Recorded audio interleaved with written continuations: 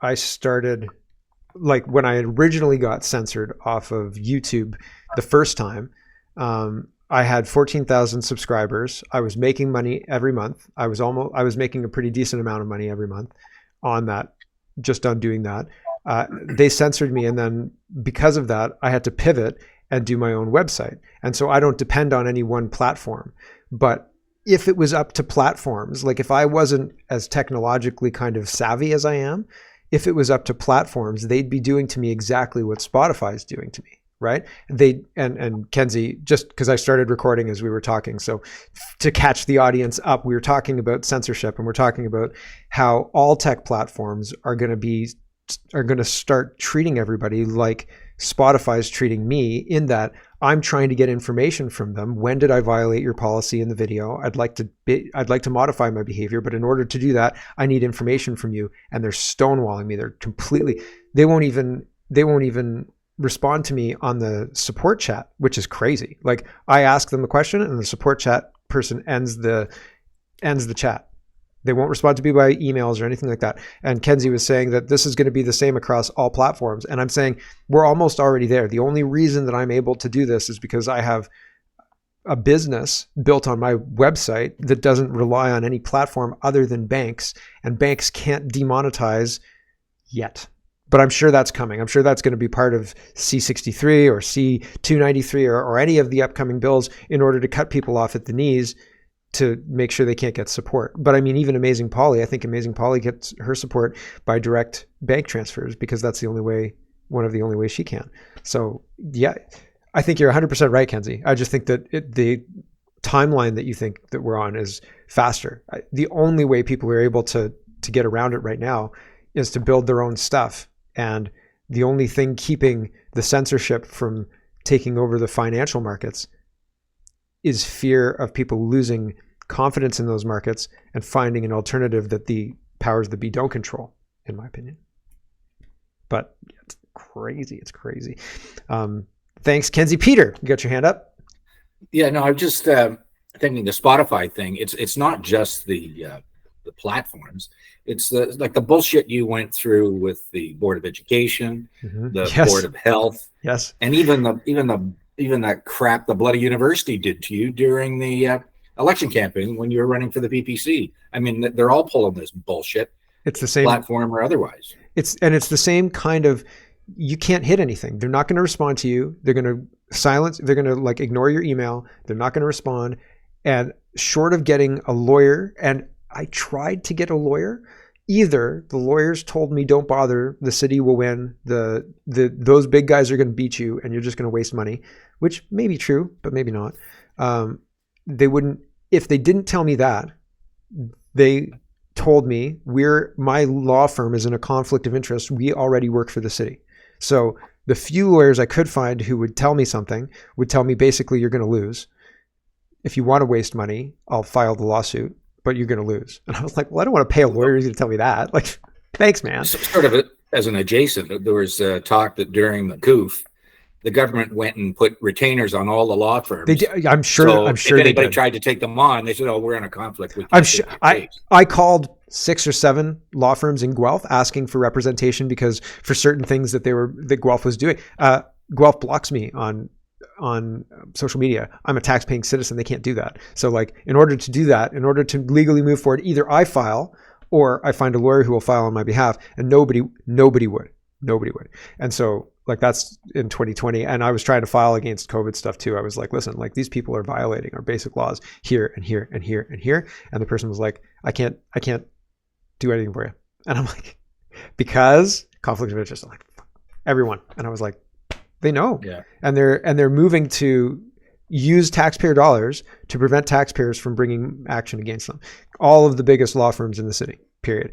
I'm sure I could find like a basement guy who's doing laws out of his house, which is fine. Like, I mean, I'm in the garage. So, but it's then the next step is after you file that lawsuit, then you're on a list, like you're on the poop list, and they're out to get you, right? And then maybe not, there's nothing official, but like I'm already on that list. So well, I'm on a few shit lists too. But for real, they keep asking me to do things. Oh, really? That's They have a whole program to onboard crotchety people and turn them into allies. There's a whole. I read a 4chan green text about it and all sorts of other stuff, but they try and onboard people who are against their whole ideology and then like turn them into champions of the ideology. It's a whole thing. Anyway, I don't want to get too waylaid. They're pretty stupid here because they know that doesn't happen with me. Yeah, for real. I'll end it there. Too awake. Thanks, Peter. MC. Yeah, well, first, don't call Peter crotchety. I was more calling myself crotchety. Ah, there you go. Second, like, maybe they're overwhelmed. Maybe the workload of trying to censor all of us has gotten too big, and now they just have names on a list and they kind of go randomly like, oh, I'll take one of these and one, because they can't possibly watch all this shit, right? Cat Canada, like, yeah. Like they would go nuts. Like I would go nuts if I had to listen to, the CBC all day, right? I'd be yelling at it all the time. Oh no, you're right. Like you've got it all wrong. And so they're just, and like, so we could test that. We could do one where we just don't say anything for like 45 minutes and then just blank like screen. Look at each other. Maybe we could wink and they're still trying to, like, the censorship is just, it's very insidious. It's like, it's right at the point, because it doesn't matter if we're talking about banana muffins. You know what I mean? If you're like, ooh, you want to hear the best banana muffin recipe, right? Like, there's no code or anything like that. Banana muffins are banana muffins. There's no problem when that's happening. But it's when you start saying, I think that all of the leaders of the Western world are traitors to the citizens who elected them. Now, hold on a second. We've got a problem, right? We're not talking banana muffins anymore. And the censorship kicks in. But those are the conversations that we really need to have. And further, like, if in this thought experiment that we're doing, because obviously we can't be talking about real things, if in this fictional universe that has happened, is it right of us to expect that corrupt system will be restored by non-corrupt people inhabiting the top spots? Maybe, like, you hope they're non-corrupt, right? But at this point, who knows? Because all of the or 50% of the House of Commons, or maybe all of them, could be corrupted by China, and we'd never know at this point in time. So should we ask that corrupt system to replace the top echelon, because all of the bureaucracy underneath that's corrupt is all left in place? Nothing's done. Nothing has been done. Nothing will be done. Can we realistically expect change from that system, even if we change the top part? If not, what should we do? Because that's where we're at. And that's an uncomfortable conversation. That's where the censorship takes place. And it's like, how do you realistically move forward? And if you look to history in this fictional universe, this next step is revolution, but that's really hard. Definitely difficult on chocolate cereal, and you need lots of support, right?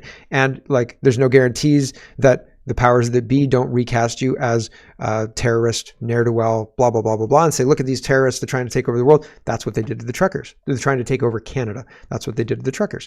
And they weren't, right? And they really weren't. And I'm directly saying that I don't think that our corrupt system is going to actually deliver change. And I'm not pushing for revolution because, again, chocolate cereal, right? But I'm saying I think the only way out, I think the only way to actually address this problem is by outside of our current corrupt system, unfortunately. No. Yeah, the answer to your question is no. 338 people are gonna even if you got them all on the same side and you had every seat, right? Mm-hmm. They're not gonna have enough knowledge or time to go through the entire multi-100,000 person bureaucracy. Like, you would have to basically infiltrate the IT department and get all the emails and chats saved, right? And then come in with that. Did you ever already in your possession and go like, okay, now we're going to go through all the levels of government. What did you mean, Karen, when you said blah blah blah? Like, yeah. But then it has echoes of McCarthyism. Then you're on this wild goose chase. That's why I say you need to arrest them. If I was talking about, and I've talked about fixing the education system on my show a bunch, the first step is fire it. Fire everybody in it. Like, abolish the Board of Education from the top, collapse it all. No more agreements, no more unions, no more anything. It's gone. It doesn't exist anymore. And then we start from scratch. And I hire the first people as the Minister of Education, right? Like, and like, that's how you build it. And then you restore the power to the individual schools and the parents of the children in that school. not the principal, the parents through trustees of those kids, right? Like the trustees are the parents of those children. That's how I think you can restore it. But it starts with abolish all of the people and everything that we're doing because it's all wrong.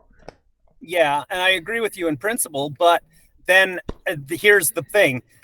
In that situation, how do you stop people, former teachers, from infiltrating that system? Yeah. Right. And same thing in the government. How, like, it's, you almost, and all the people that still believe in and support this, it's all, it's like, I'm not advocating for doing anything either. Yep. I think probably at this point, the best thing you can do is not do anything and wait for the economy to crash, because that's what it's going to do. And all the trucks to stop showing up in the cities.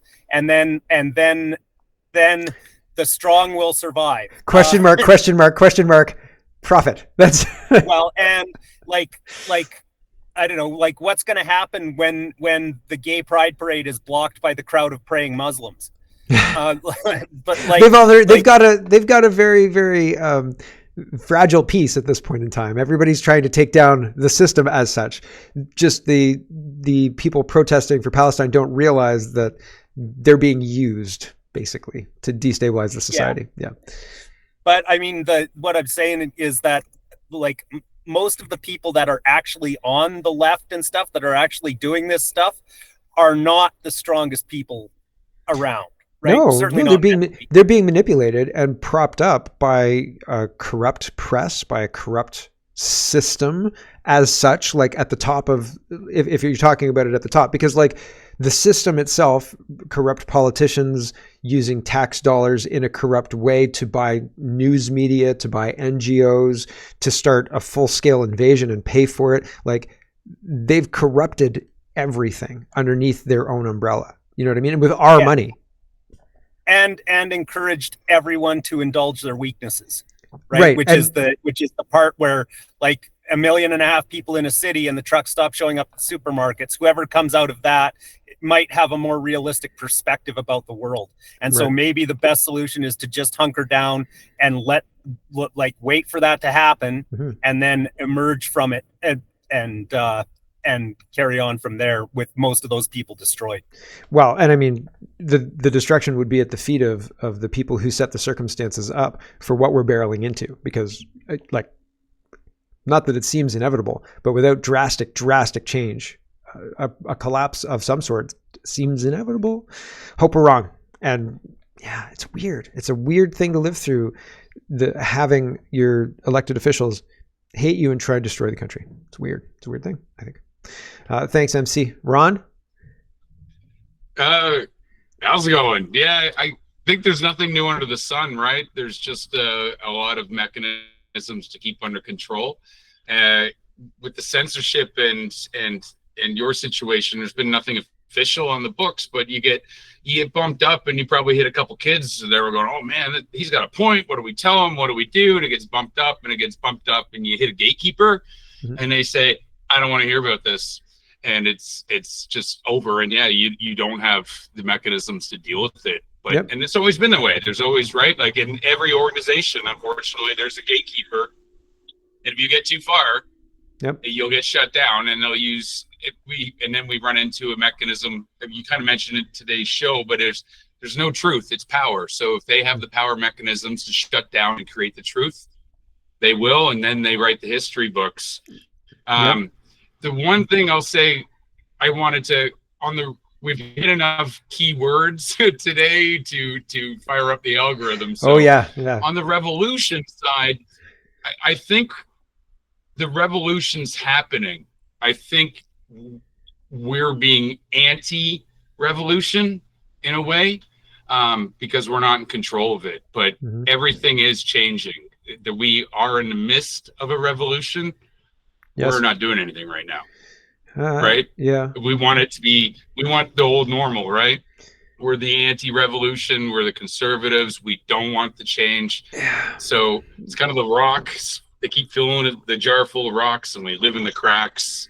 Yeah. I would agree with you. Are you saying like the revolution is happening, we're watching kind of the replacement happen, and we're not responding? We're boiling as like a frog in the pot, we're boiling and we're not responding? Or people are starting to. I mean, the powers that be have set up the revolution. Like this Yeah, is their revolution. That's kind of what I'm saying. Yeah, the powers that be have used our tax dollars funding the invasion.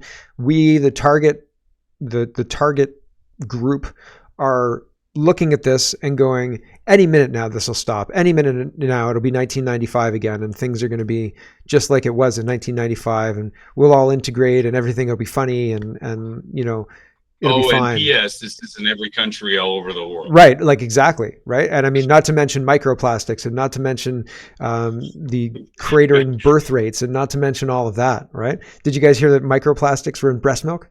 I don't want to get sidelined, but I was like, and again, it's just crazy. Like, it's all coming at humanity very fast, and it seems like there's nobody who's got their handle, who's got a handle on it, right?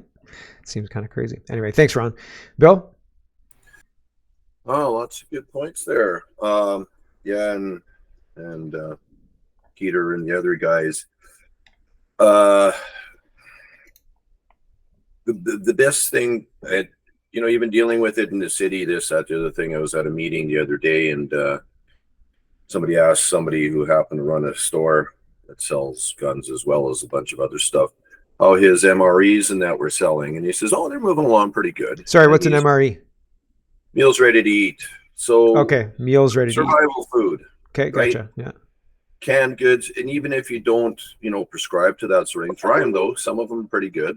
I've eaten MREs for years and years and years. You rotate but the stuff lasts for decades. And canned goods, like rotate your canned goods if you're concerned about like the whole fact that is probably going to be the inevitable truth, that unfortunately, because we do want to go back to where we were, even God, I'd love to be back to where when I was a little kid in the 60s. I mean, yeah, you didn't have the social safety nets, but I'll tell you what, life was a hell of a lot better because it was simpler. Yeah, I love La Bamba. Well, yeah, but at that point, now you have to get ready to give up some of the other modern conveniences, like the wholesale buying into this whole computer-driven society that we have. That's where most of the control comes from, right? And even the whole idea of closing out government, the problem with that is, having worked in government, is that there are some people that were trying to institute good by doing their jobs, working, say, for the people versus working for themselves. But there's enough people in key positions that have been reaping, well, liken it to Bill Clinton's Arkansas. That's more far-reaching than you ever imagined. I think I was looking at something yesterday where wife sent it to me that province of Alberta is basically saying you're going back to paper ballots whether you like it or not. I did see that, yeah.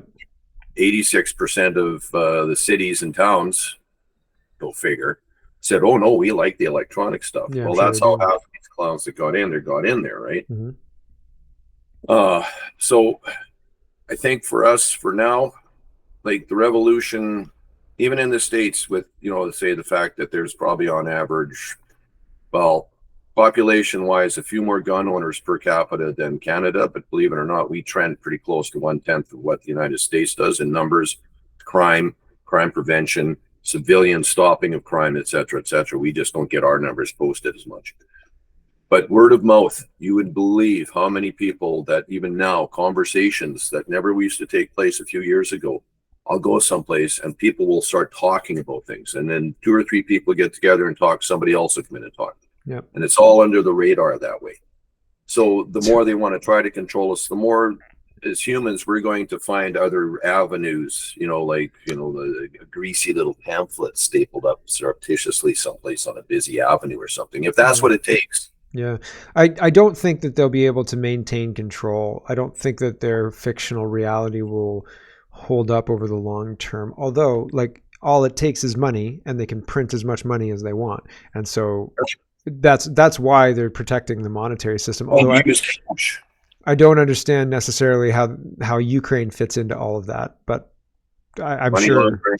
No, I know they're laundering the money. I just don't know why it's so important to go through Ukraine, because like it seems like Ukraine is the freedom. Like as soon as the money goes into the Ukraine, then it's able to be used by whatever kind of place needs it. Because I think previously they were funded by a different source, and people say that Trump bankrupted the source. Who knows? I don't know how or why, but their previous source wasn't available to them. And then bingo, bango, bongo, the Ukraine war got hot.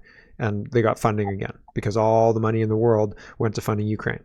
It's like every other war for the last 100 or so years, or a millennium, right? Yeah. And all you have to do is go back to, like, I used to go when I was visiting places, go play, a game of blackjack. I buy lottery tickets. That's the only gambling I do now.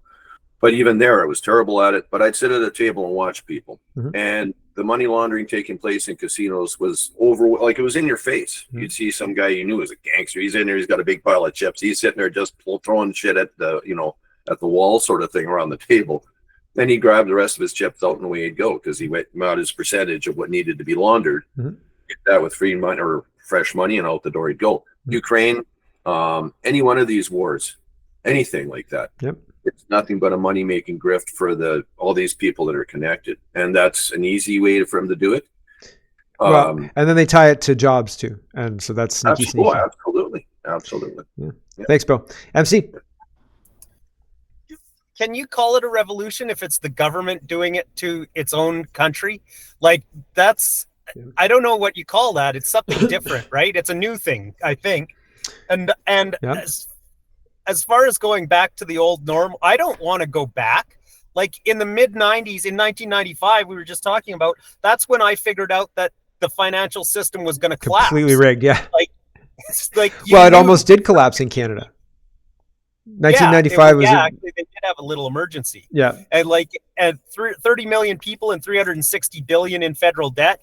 No, okay. You could hold on. What do you mean, how much were they spending? What's the population?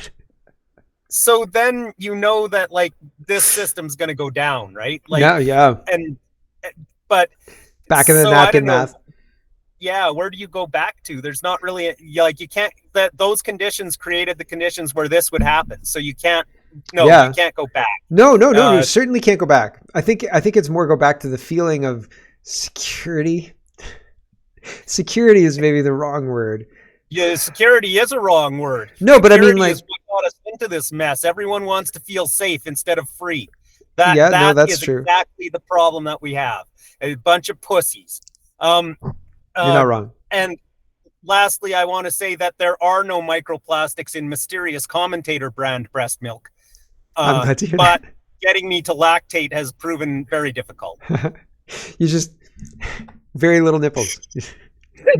milk the cats. A little each day. Hormone therapy, MC. It's very Gene tech. You need to be gene tech, MC. Thanks, MC. Rod. Yeah, I think there's a lot of people knowing what they're doing, the great work, so to speak, and a lot of people think it's necessary to get to the next evolution of man. I had some interesting conversations this week,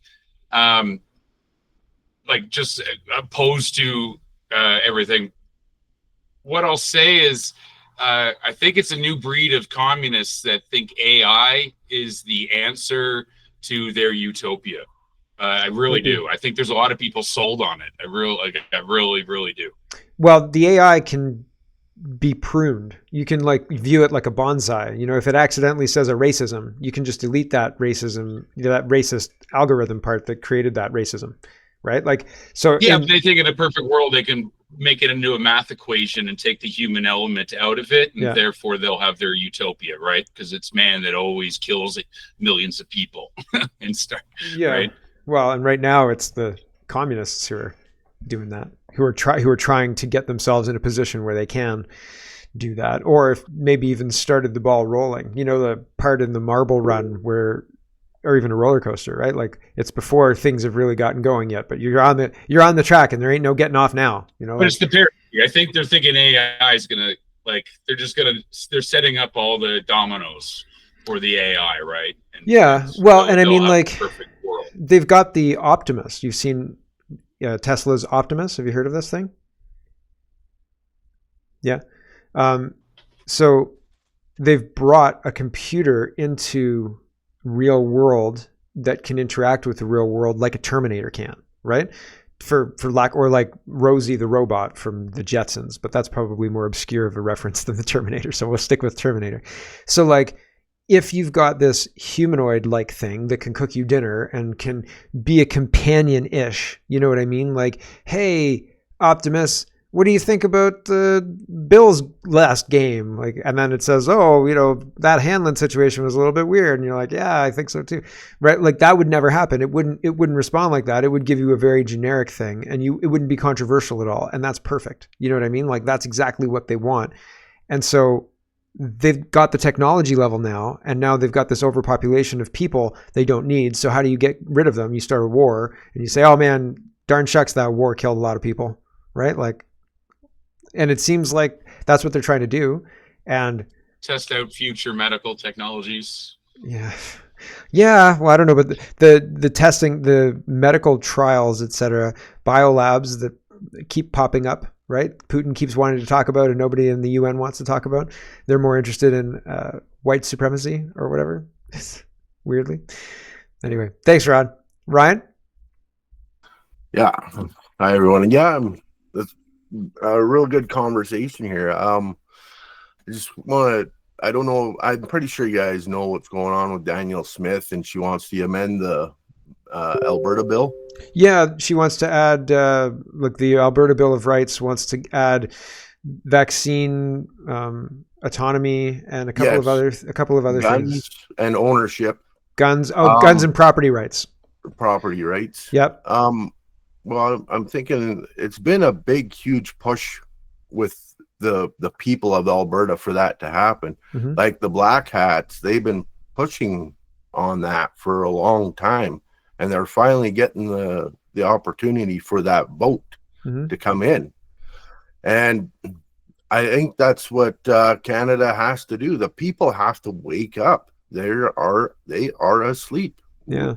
They are supporting a corrupt government, and we do not need to go into voting for a corrupt government. We got to get rid of this corruption first. They're going in blind, and we're gonna be kept blind. Yes.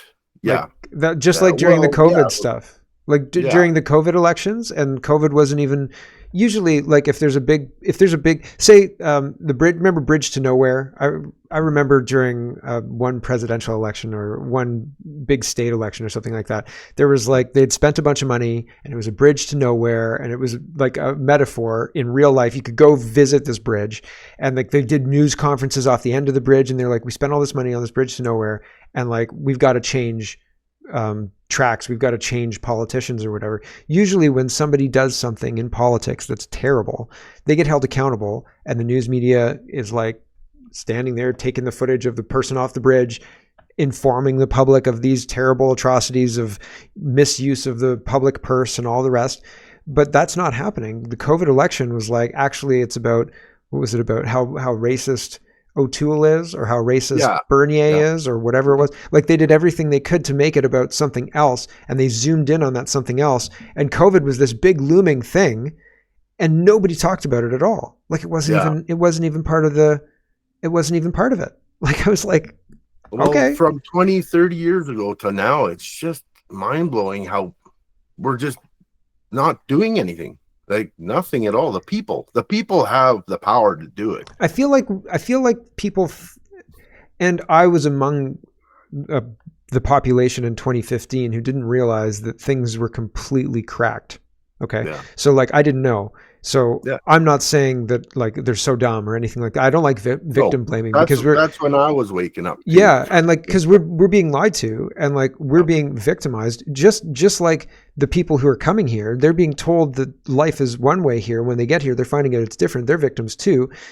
They don't, not to absolve. Like I'm sure there's, I bear responsibility, right? Like I should have looked into it more. But there's a lot of people like that. But like people don't know, number one. And if they do start to find out, it's very isolating because like most people in your inner circle are skeptical. Most people that you know in person aren't going to go down most rabbit holes until they find something that really catches them. You can't tell somebody the truth. You can only find the truth out for yourself. And the truth is like, holy cow, we've been lied to on a scale that is something you can only discover through your own research. You can only go on the journey by yourself. You know what I mean? Well, but you can have mentors. You can have people to say, yeah, you've been lied to. Look into this, this, this, and this. But then people are like, "Oh, you're a conspiracy theorist." It's like, "Oh, for crying out loud!" Yeah. You know, we can't even get off the ground with it. You know what I mean? And like, it's such a weird catch-22. This misinformation situation we find ourselves in. Yeah. Well, that's what I was saying last week. Like our premiers, our provincial premiers should be shouting at the top of their lungs and stop complying with the federal government. Oh, they should. Yeah, I can't believe. Getting their own lawyers and finding out who these people are. Yeah. Arresting MPs in Ontario. Yeah. Like if you have MPs, like Mary Ng was outed by Sam Cooper about being one of the Chinese traders, and apparently it's being reported unwitting, right? So, but like, you have to explain what that means. You have to explain exactly what happened. Why do you think it's unwitting? Like all sorts of other stuff. Like, I don't think people should be punished if China targeted you as a patsy or something like that necessarily. But if you took money from somebody, didn't realize it was a Chinese spy and did their bidding, you should not continue, even if you made a mistake and you were like, oh my gosh, I can't believe that I did that. I should have known better. Shucks, right? Like, doesn't matter your intentions. If you did the bidding of a foreign agent, you should be removed from your position. You should probably do some jail time. You should probably have a full scale investigation, the whole shebang. It shouldn't be like, well, the intentions were good and how would they know, right? And like the way they're doing this, we're not even allowed to know the names. Never mind get to any of those details, right? It's so insulting doesn't even begin to cover it. Like our government that we pay for is keeping from us Chinese traders, and we're supposed to go into an election completely blind. Wow. And like, wow, right? Like, okay, I guess, you know, it doesn't. Yeah, exactly. And then also this $1 billion that was given to this company, just Rick Parkins, he was going through the numbers on it, and Gil Bow. 10 years he was part of that whole thing, like the business part, until he got elected in, but he still has shares in the damn thing and making money. Call for $800 million. And it's a Chinese company, isn't it? I think so. Yeah, it's a Chinese company. So crazy stuff, man. Crazy stuff. We're being robbed on like different levels of being robbed. Like they've monetized the population, and we don't even realize that we've been monetized. It's crazy. Thanks, Ryan. MC? Well, again, I still haven't seen any proof or that what the things that they're telling us are AI are actually AI. Like actually intelligent. And again, I'm going to say, I don't think if it's you can program intelligent. its opinion into it, then it's not intelligent. It's not intelligent. They're large language models or learning language models. And so I like technology. Like I used to read phone blogs and I was like really excited about Android 5 and then Android 6 and Android 7. And then at some point that they all became the same. And I was like, I don't care about the differences anymore. Like I really just don't. It's good enough now. So I like technology. So AI has kind of captured my attention a little bit. And I think it's interesting. And like we've made jokes that it's like actually just a bunch of guys in Dubai, or not Dubai, New Delhi, wherever it is, a bunch of Indian guys just typing, right? They're going to get it right. But I agree with you. And I read an article yesterday, the day before, a couple of days ago recently, talking about how the large language model isn't actually the cure, like isn't actually the silver bullet for an intelligence. It's just a language model. It's just like, it's just a really good model. Search engine. Yes. And like a different medium for the search engine, but yeah, fundamentally, yes. Yeah. And so but then when I was kind of writing that down as a note just now, it occurred to me that it seems like most people, you can also program their opinions. So does that mean that most people are just a bunch of mindless? As it turns out. Ding, ding, ding, ding. and once again proved my case against universal suffrage. Most people should not have a hand in selecting the leadership of a country. I agree with that. They have not done anything meritorious enough to indicate why they would have a say. Right, and actually, that might also point to why people are increasingly acting useless and being told they're useless, is because they're acting useless. Well, that's the truth. But like, there has to be kind of a balance between, I agree with you. I think that you have to be this high to ride with regards to voting and having a say in the next step in the society. And like, it doesn't have to be very high, like the bar, but it does have to exist. Like, you have to own property, maybe. Like in our society, that used to be pretty accessible. That used to be pretty universal, right? Being able to own property, or, I mean, what do you mean by own property though? Have a mortgage, or like own it outright, right? So there's the difference. But fundamentally, if you're economically upwardly mobile, if you're holding down a full-time job, contributing to society, et cetera, et cetera, et cetera, I think you should probably have a say to ward off the idea of like an upper class that's better than everybody else. You know what I mean? Like, if you're contributing to the society, if you pay taxes, if you're like, remember, what's it called? Oh man, with the bugs? Not Universal Soldier. Oh, what was that movie? Oh, what was the movie? Like, it's totally Starship Troopers. Thank you. Yeah, like what's the difference between a citizen and the other one? I think that there is a distinction, right? And so if you don't want to, if I don't pay attention to politics, you can live a life where that's totally, you're not plugged into that, and maybe you get a basic income, and you know what I mean, and it's very small, whatever. Like, you're not part of the planning of society's future type deal, and you're fine with that, and there's a track for that and whatever. But people who want to be a part of that, you have to be this high. You know what I mean? You have to do these things to contribute. And like, I think there's an argument to be made about that. Absolutely. I don't think that mere property ownership is enough, though. I think there needs to be some kind of a program, like, you know, and a test, and like, you know, and some kind of, you know, I don't know, some kind of a way to do some sort of moral screening, or like a fortitude screening or something like that. Like, you know, there's got to be a way to put people through like some sort of, you know, people have to endure something, I think. Yeah. Well, in order to value something properly, it has to cost you something. You know what I mean? Like, you can't, if somebody gives you a car, you know, like your 16th birthday, you get a car, you're not going to be as responsible with that car, even if it's a junker, even if it's like $1,000 car, or it's a hand-me-down car. I don't know, hand-me-down cars or something that exists.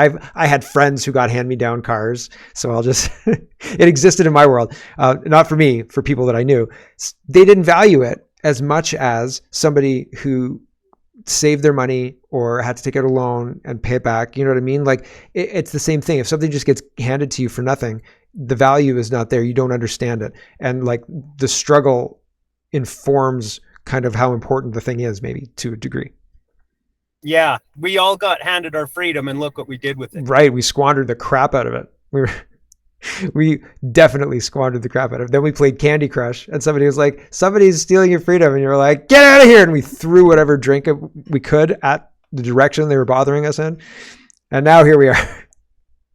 Like, don't ever say anything like that again. It's like it's like the free snowmobiles that are at the bottom of the lakes, right? Freedom. Yeah. Yeah. Right. It's true, buddy. Yeah. You're not wrong.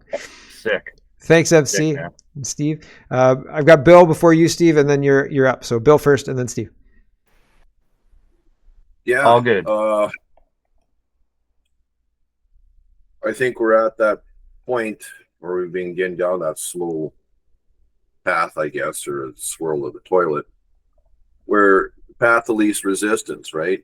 And I mean, as far as voting goes, unless people are compelled or forced at this point, you still have like, what's the highest percentage of voter turnout that we've had recently in an election? Maybe 60%, I think I heard somewhere ish. I think that usually I think that the population numbers are wonky. They're weird. There's something weird about Whitney Webb has done a workup on Yeah. population, and I did a spreadsheet where I got the most popular, all the cities in the United States that had 100,000 people or more. I got all of those populations. I got all of them on a spreadsheet, and I added it up. And do you know that it added up to less than 150 million? And I was like, that's weird, because that means that the majority of the population in the U.S. lives rural, lives on farms and stuff, which the population you can't do that. MC knows right away that's not possible. So like the population density is such that. But we're talking voter rolls, and they probably take those numbers from registered voters or whatever it would be. Right, but I think that the population is I don't know. I think that the population is much less than we're told what it is, than we're told it is. That's what I think. And I think that having that 40,000 real people who are on voter rolls, et cetera, is very useful in elections. But I don't know that that's everywhere. I've voted since I could vote. Yeah. And I talk to people about voting, and again, don't vote what I'm voting if you don't believe in what I believe in. Like I shoot with a guy who's the NDP guy through and through. He honestly believes they can turn the NDP around to become the party of the working man, and it's not Jack Layton's party anymore. Of a rifle over the hearth of every working man, and we're not going to tread upon the workers' rights, et cetera, which is all BS now, because they're communists. And you try to bring that up to him, and he says, no. But at the same time, I also know a lot of people that I know damn well they're lying through their teeth. They haven't voted in decades, and all right. So a lot of people don't vote, but I still because they're still not starving, or they haven't watched something really bad take place on their front porch. Like now, there's a lot of people in the States, especially in Nantucket and places like that, Ohio? Maybe start waking up, right? Yeah. And again, we see the breakdown in say province versus federal, right? In Canada, unfortunately, until we change our political system here and get out of this garbage that we inherited from England, the provinces, well, as previously mentioned, if we had 4 or 5 provinces that stood up and just said, nah, we're not doing this. But that means you need to kick out the federal police force from the bounds of your province, wholesale. Danielle Smith. Yeah. And I know there's been times where I've been going to pick up the phone or do this and do that and just start going nuts. And then all of a sudden I'll talk to somebody who's saying, well, no, I was somewhere and I heard this.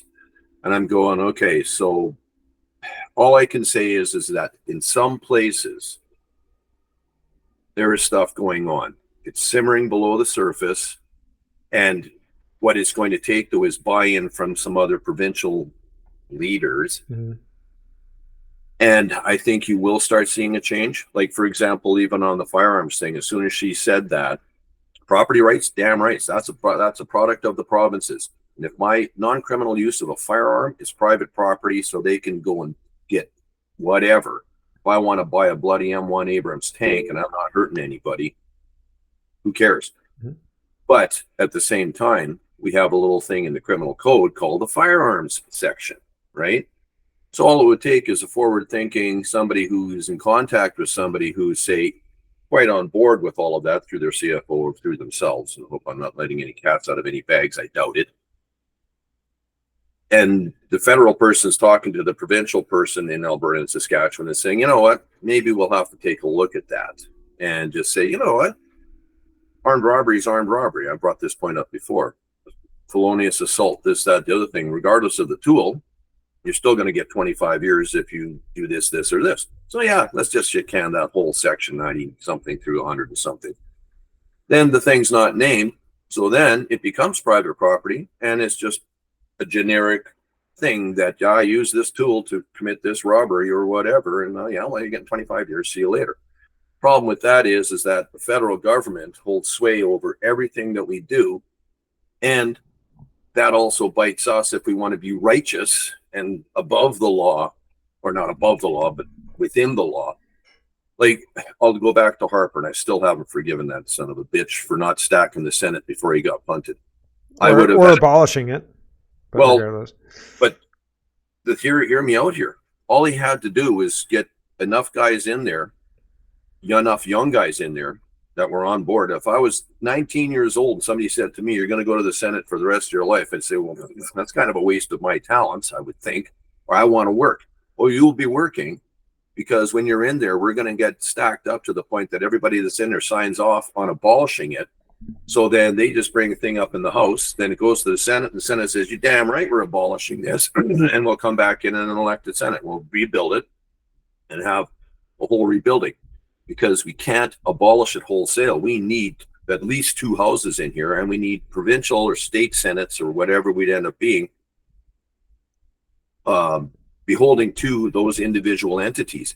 But they're not beholden. Like I agree with you. I like this. I like the idea of a second sober look, but at this point in time, they don't represent anybody. Like they're not. Oh no, representing that's anybody. my point. But we can't leave it to the House of Commons. We've No, already no, seen no. this when you get a totalitarian in there. Yeah, yeah. No, I agree. That's what we got.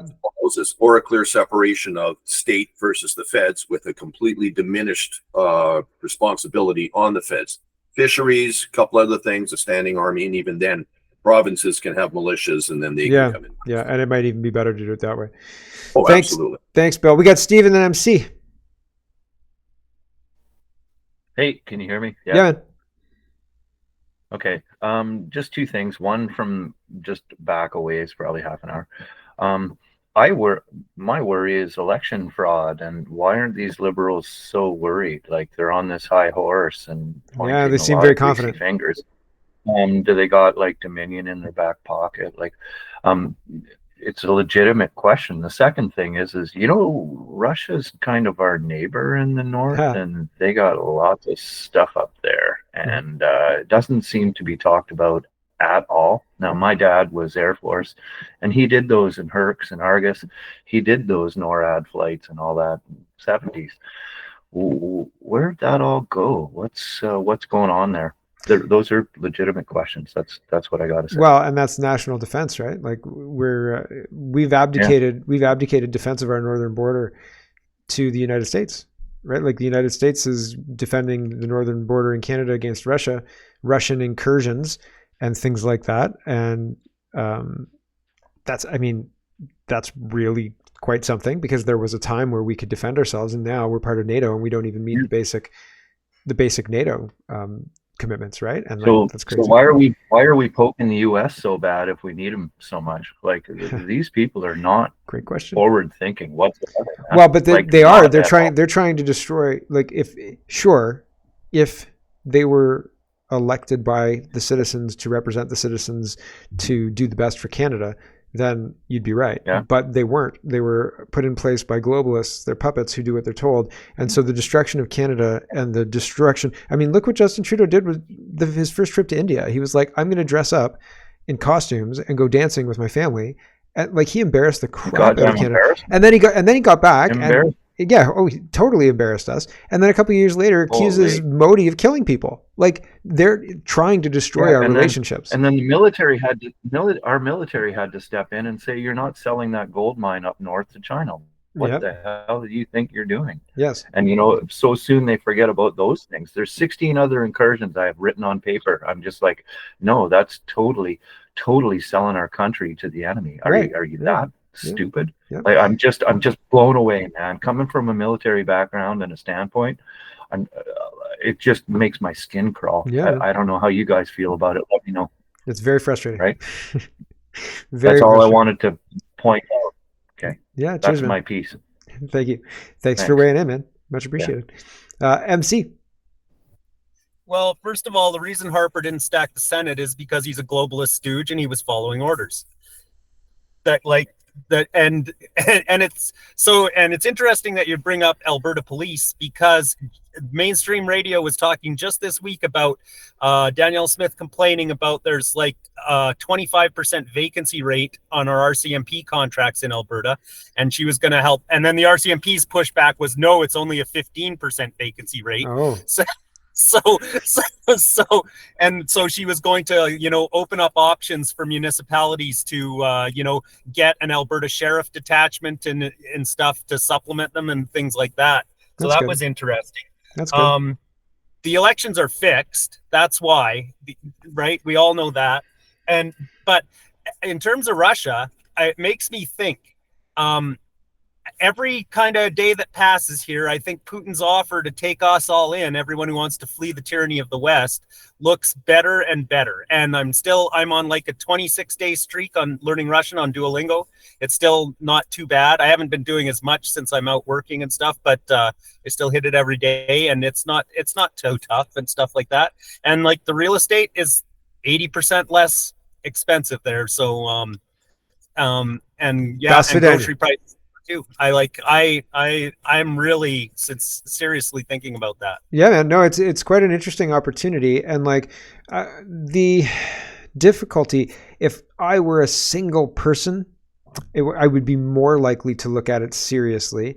It's more difficult when you have an entire family to immigrate, especially when the prevailing kind of good sense is Russia's bad and bad. So like selling that to family is like, but I mean, like they can look around and be like, yeah, our system and our leaders very corrupt. They seem to be starting wars all over the place.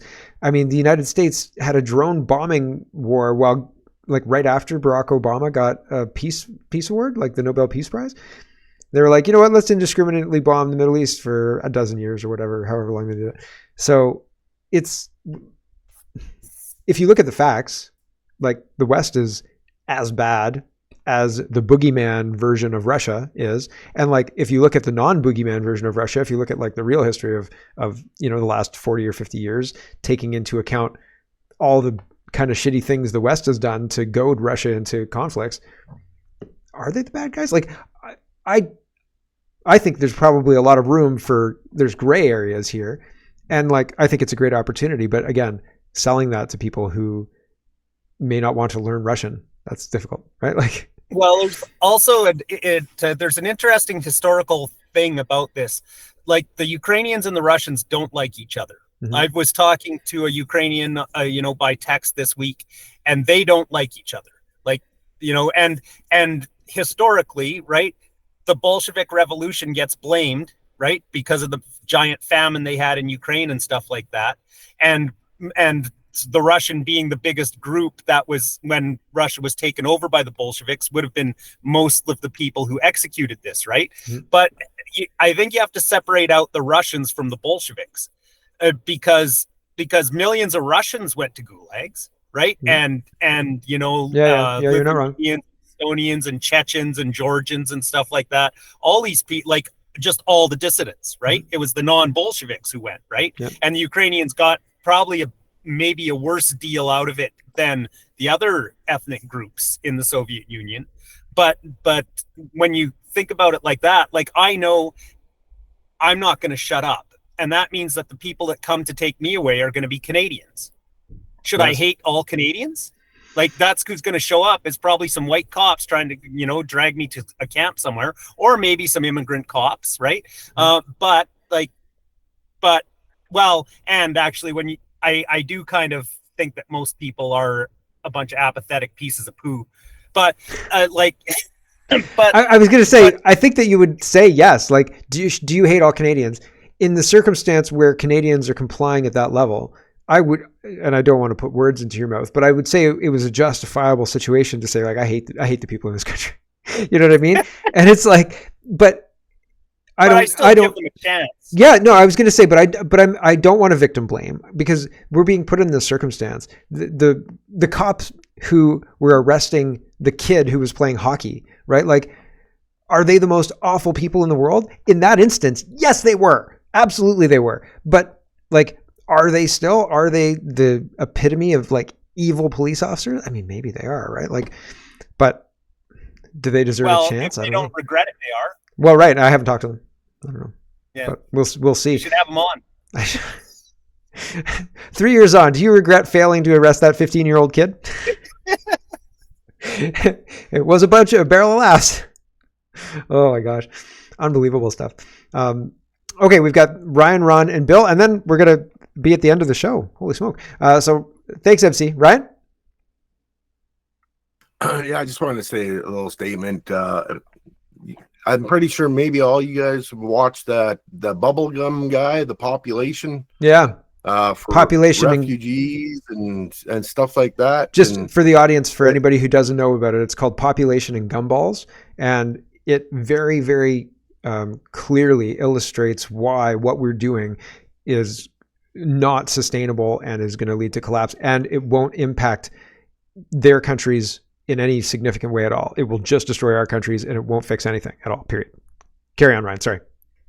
Yeah, no problem. That was great. Like, I just wanted to say that he shows the one example of just the one country and the births, how many births happen in that country. And if you go all over the world and you do the same thing for every country, it's huge. And I guess to just kind of look at their timelines, like for the last 3,000 years, population growth, 5,000 years, 10,000 years, or when humans came onto this planet, that 20,000 years. Like, it's interesting seeing the population growth.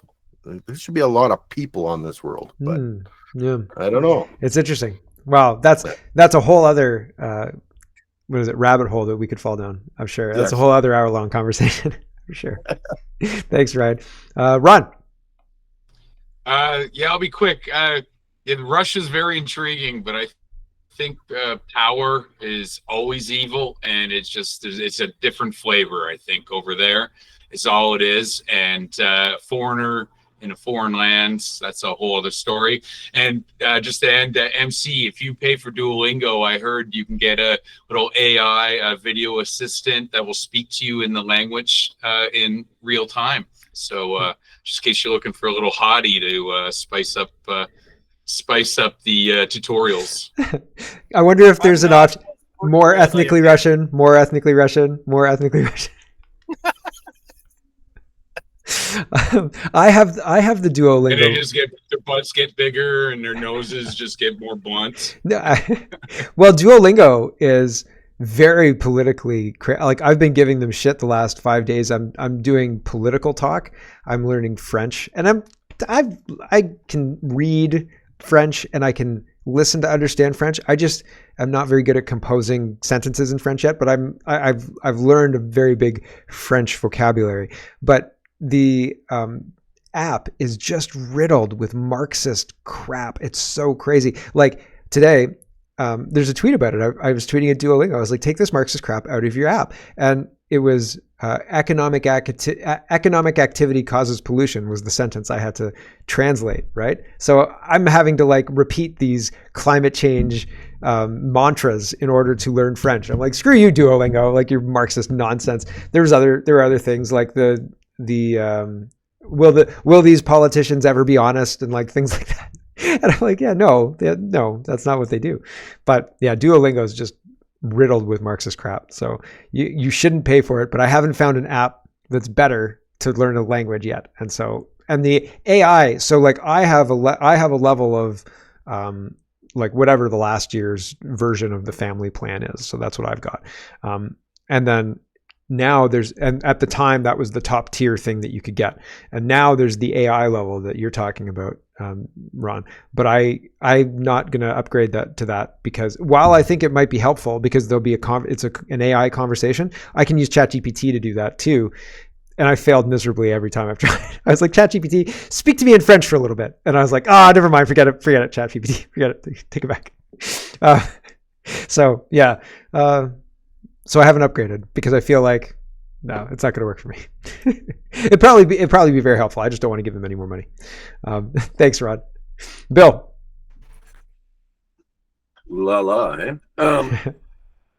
So MC made up some very good points. Like Solzhenitsyn's a bit dry. Yep. But I recommend reading the Gulag Archipelago. Yep. How we burned in the camps.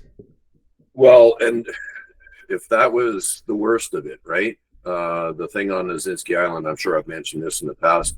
You want to see the true horrors of a bunch of inept Bolsheviks and even the communist Chinese with what they pulled off. Again, Mao was, outed as an absolute donkey. the Bolsheviks were evil and they lost control. But one point that really stuck with me in some of the, I can't remember which chapter it was in, but anyways, was how he said when the NKVD was coming to the doors, he said there'd be one in the car or whatever, I can't remember, but he said it'd be so easy just to sit there and get the fireplace poker and just, there's only one or two of them. Yep. Just take them out and just make them disappear. After a while, they'd run out because very few people, because they had the population on their heels, because of the whole veracity of what the Bolshevik Revolution was.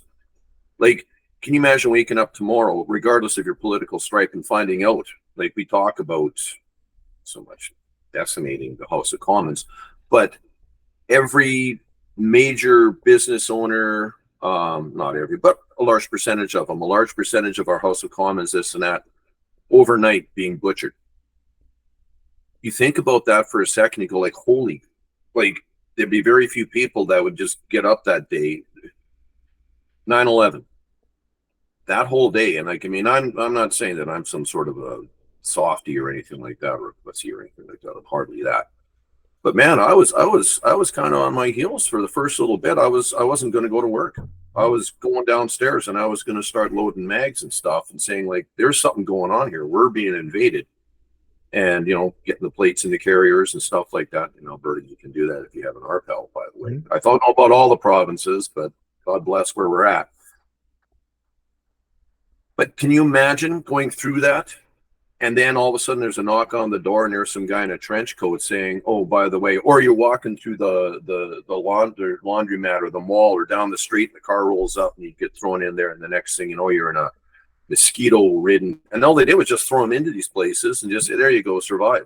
Yep. So cannibalism, rape, murder, this, that, like but they became animals. Modern Russia, from what we can see, like, and see, I tried learning Russian actually a little while ago. Oh my God, I just gave up after a while. I was just like, I can't do this. But if you have somebody that speaks it, absolutely. Or you know some Ukrainians even learn that, and then I don't know if the dialects are different.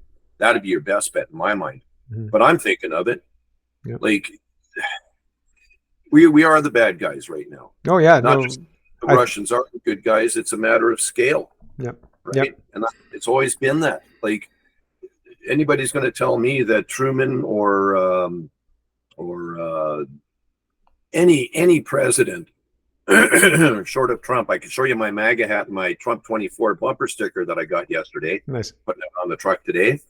It's a little late, I know, but but you're up against the machine, right?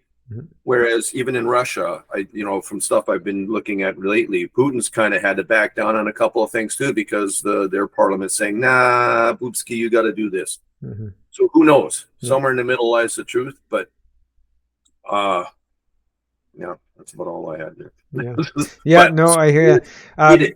We've got RS Howe's coming in, and then we've got to end it. And KJ was saying, or was it Kenzie, saying that we haven't even discussed really the legislation being brought in to remove our ability to talk about everything. So I'm sorry, I don't know that we're going to get to it.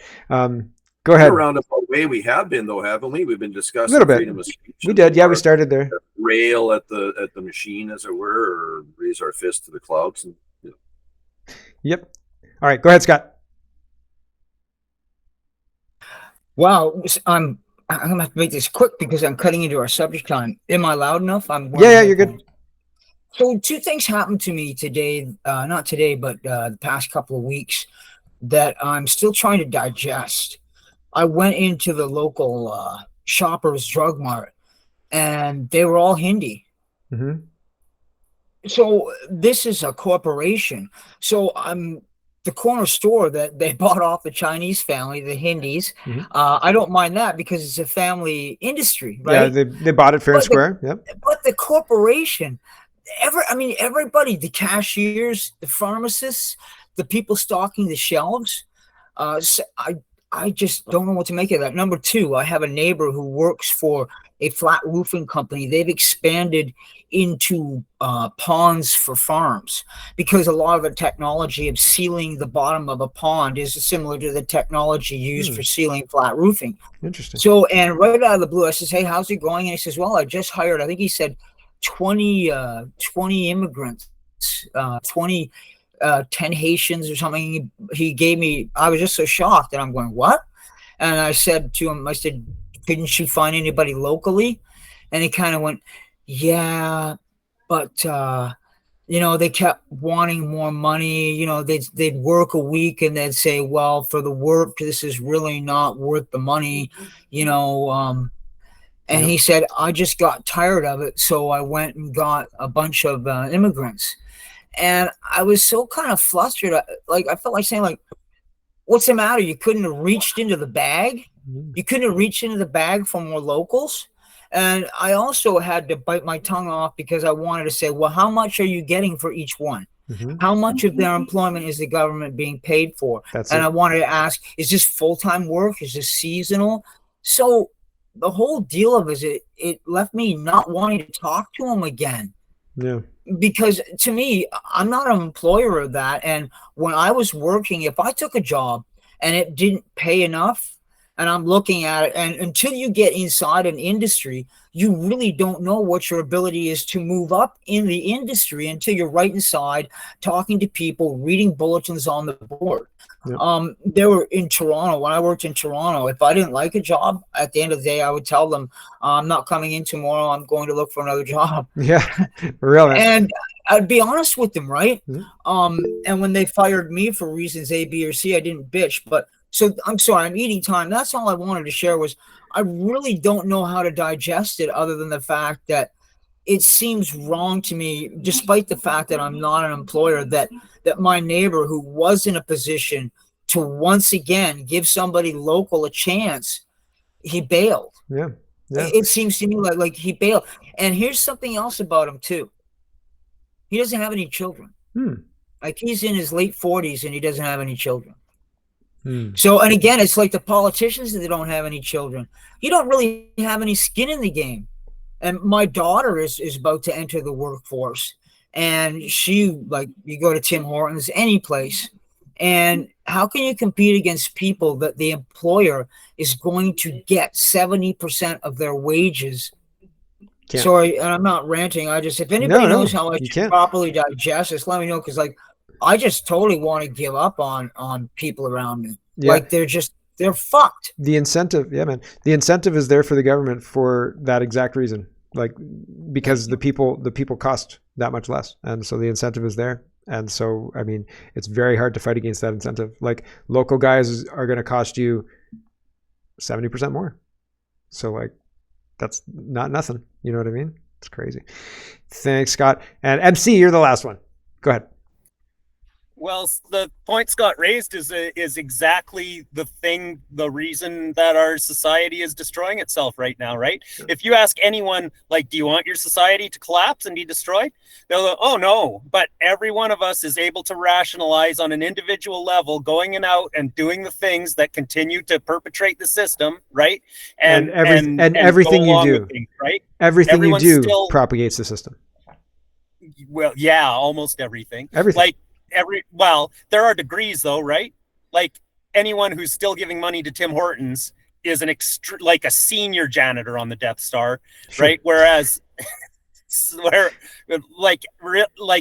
really, you went and told a bunch of little kids they couldn't go to your summer camp without their poison shots? Like, no, not another dime, anyone. Yep. Really? And, like, I know people, like, the last time I was in a Walmart, it was because they put a camera on the self-checkout to get a close-up of my face while I'm paying them. Mm-hmm. Like, really? And you're still going to... And now, actually, I don't do self-checkouts anymore at all, even if it's going to take less time. You know why? Because I don't fucking work there. Mm-hmm. Sorry. But I don't work at the store. Mm-hmm. I don't check out my items. Someone else does that. There's a person for that. Like, but there are degrees, right? That you can work to check yourself out. There are alternatives to Coca-Cola company products when they tell their staff that they should try and be less white, right? There's a thing now called Calypso. It's kind of a brand of juices, and it's made by a small company. Yeah, but even, like, I would argue, going grocery shopping, full stop, is participating in the matrix. And I was saying, like everything kind of touches the matrix. Even like talking about politics, like I was thinking about my show propagates the matrix because it points out all the things that are happening in the matrix. And like, in order to get out of this problem, we have to define this as a problem, step outside of it, and like crush the problem. But like the problem is our entire system, and any participation in it inflates it and continues it. Like the Amish that got fined $300,000 this week or whenever that was. Yep. Yeah. Yep. Like, see, you can't be out. Like, like I'm not better than anyone or anything like that. I'm saying we all suck, basically. Yeah. Like, yep. It's very, very difficult. But like those guys were like horse and buggy dudes, and they weren't allowed to cross the border to see other horse and buggy dudes. How dare you? How fast do you have to get? Like, can you get your horse running pretty fast to get to Pennsylvania in a decent amount of time? Or it's not far. But the other thing too, like now that I think about it, around here, like the Mennonites and the Hutterites and stuff like that, like for a long time, for most of my life, you never saw them. Mm-hmm. Right. And then like about 10 years ago or so, they started showing up at the mall in Calgary and stuff like that. Yeah, same here in Waterloo. And just started coming, and now our society's collapsing. Like, is it like they were the last ones that had to get corrupted, and now we all go down the drain together? The Hutterites were like, the internet's wonderful, and we're all like, hold on a second, guys. Something's wrong. Okay. Yeah, you need parental control. Yeah. Okay, we got to end it there. I've got stuff to do, and I can hear I think people are waiting for me. So I've got to go. So it's been wonderful to chat, everyone. And this one's been really fun. And I think maybe we'll try and just start it like that again. Sometimes I kick myself for not starting it, like starting the recording earlier, but I do enjoy our green room chats as well. So it's been lovely to see everyone, and thanks for watching, or thanks for participating, and everybody watching. Nice to see you as well. And we'll see you all next week.